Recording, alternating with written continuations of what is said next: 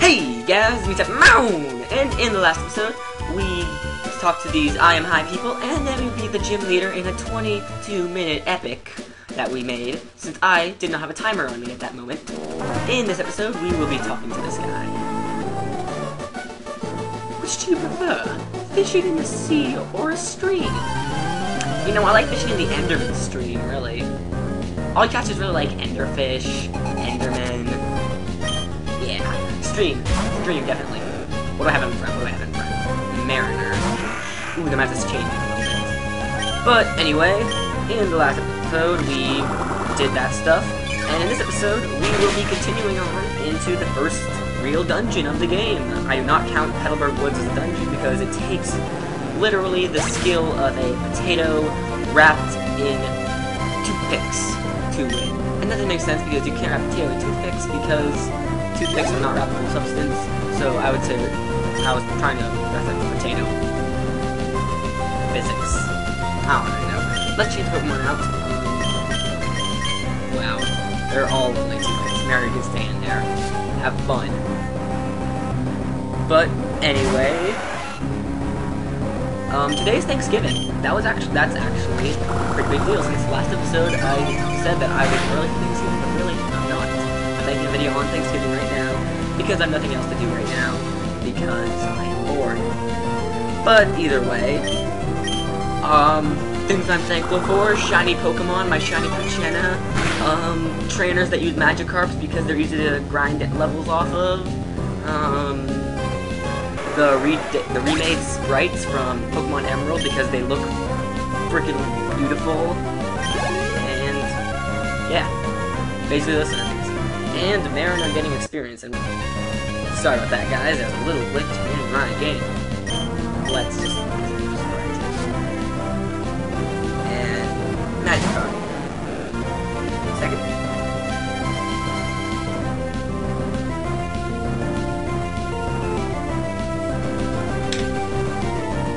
Okay, now let's just get this thing out with the sword.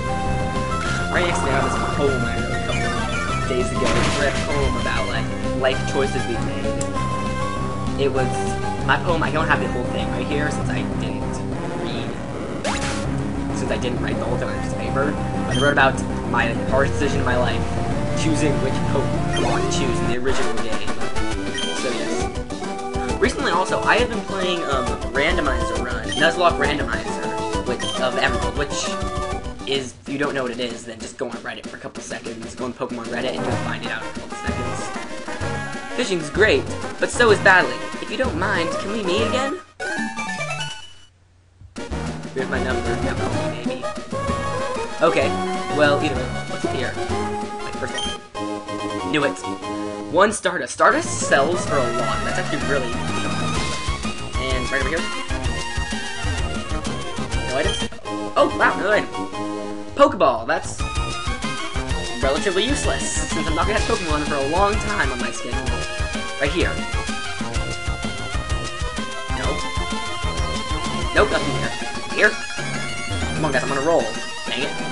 Well, anyway, would that be something you guys like to see from me? I mean, I would be doing it on emulator, so I'd be using the fast forward button like... I'd be pressing the fast forward button like freaking cocaine, but... would you guys like to see that from me? Because it's really fun and interesting playing Randomizer, because it's like completely different than playing regular Pokemon. And pass this on to you.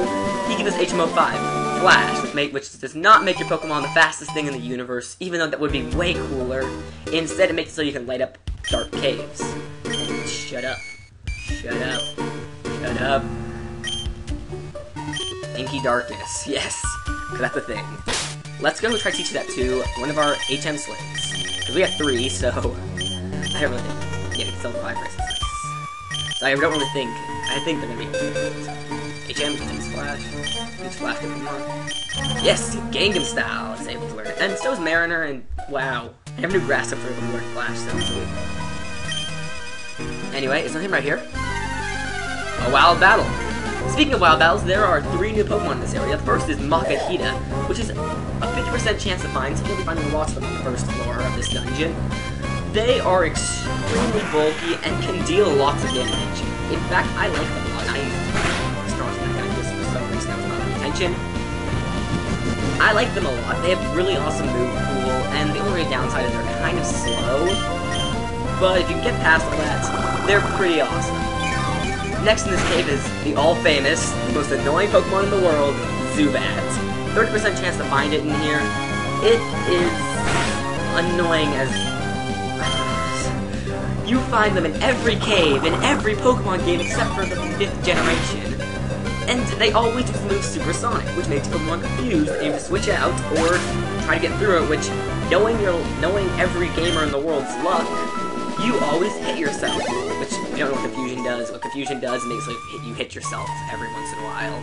Pokemon. Which is really stupid because it's like, oh no, I accidentally killed myself.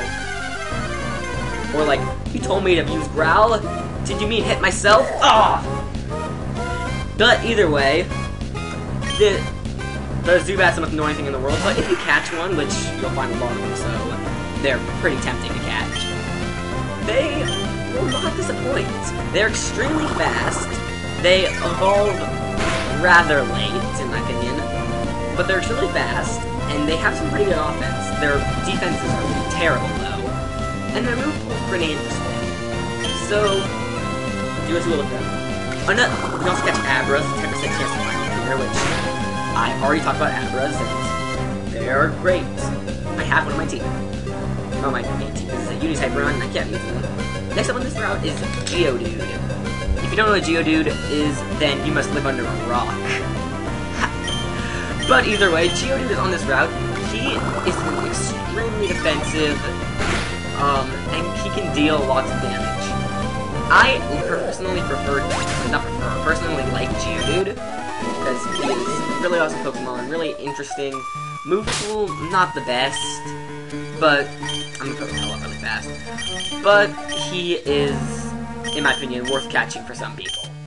He's a pretty good rock type, even though most people don't prefer him, because he has so many weaknesses to things such as ice, grass, water, fighting, ground, and that's just a few, I bet. There's probably more, but I just can't remember them all. Right here we have another endless escape rope. And now we're going down to the next part of this dungeon. Here we go.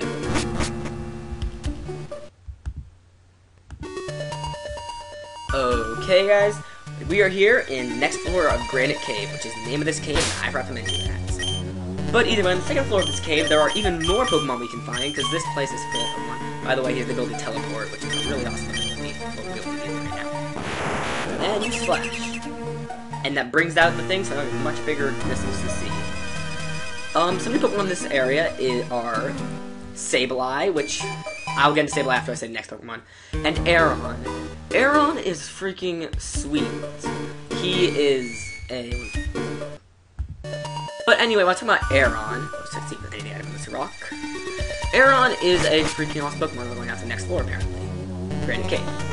Aron he evolves extremely late, but he's one of the most defensive Pokemon in the world.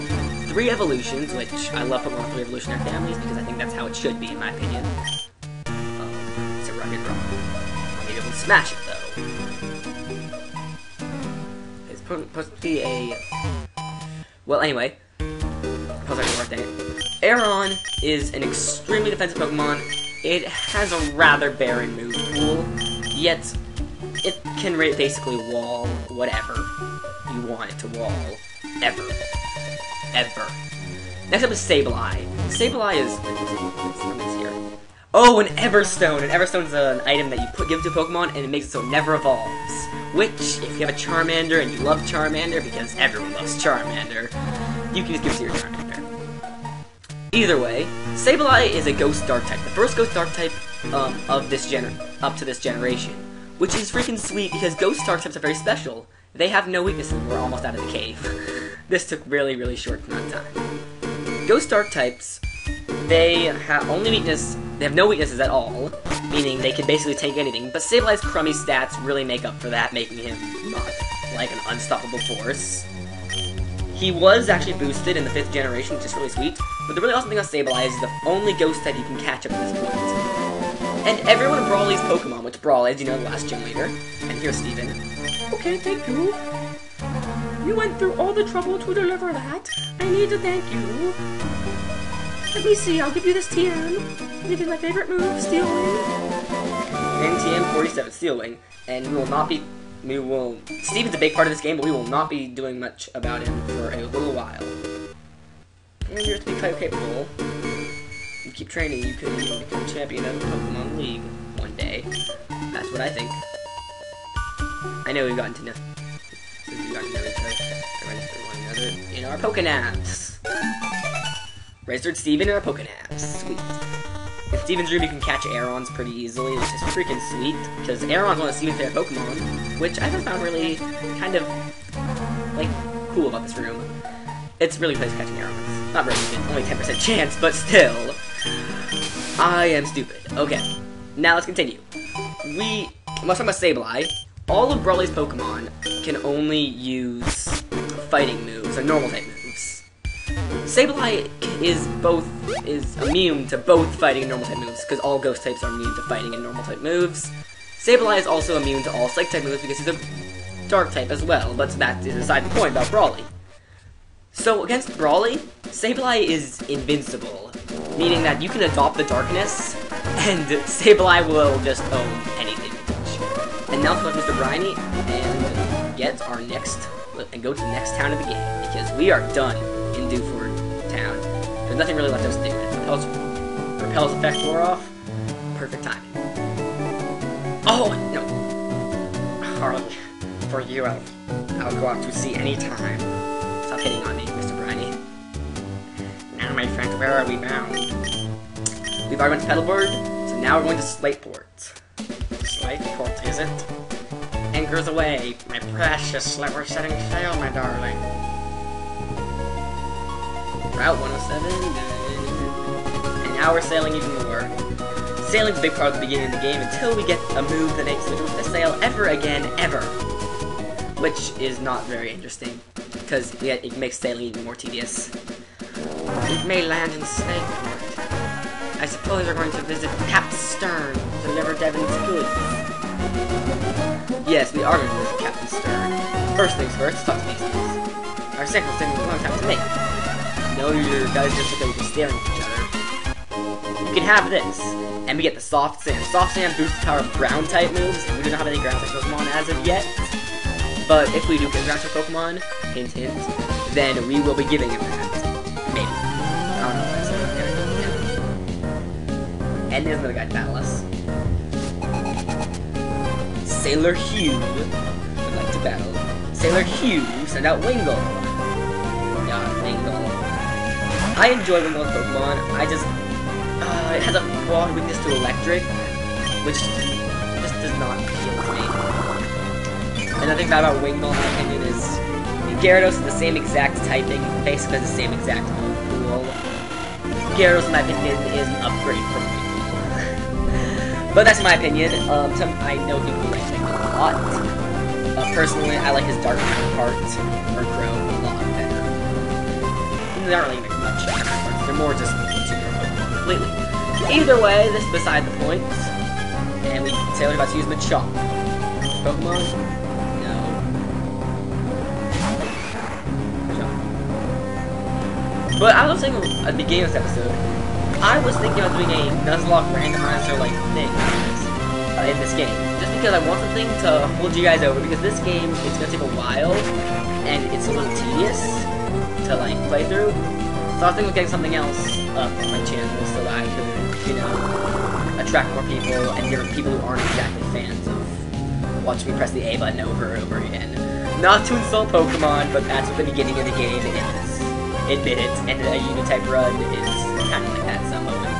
I'm just gonna absorb this Machop,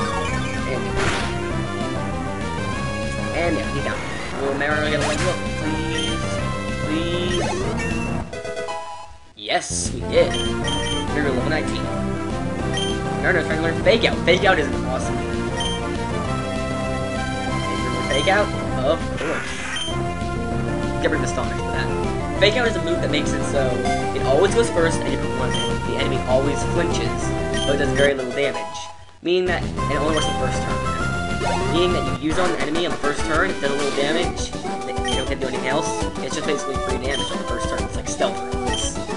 Which Stealth Rocks is one of my favorite moves in the game, because it is just overall really powerful. I I can't swim, so I'm pretending to swim. You're not, you're under an umbrella. You're like dancing. I don't know what you're doing today, I haven't checked. Okay, I don't watch too much. Meryl. I love Meryl. Meryl's on my favorite one out there. It's... Seriously, there should be a land based off Meryl. Do you guys agree it would be like a amusement park called Maryland? I mean, I don't really know. I just kinda got that idea. Yeah, we got the reference. But either way, we're about to beat this Meryl, and then I will probably end this thing off. Get this Meryl down, and it's down. Sweet. I am probably gonna fight some of these trainers off screen, maybe, because there are lost trainers to do here, but either way, I will see you guys next time. After we get $55. See ya!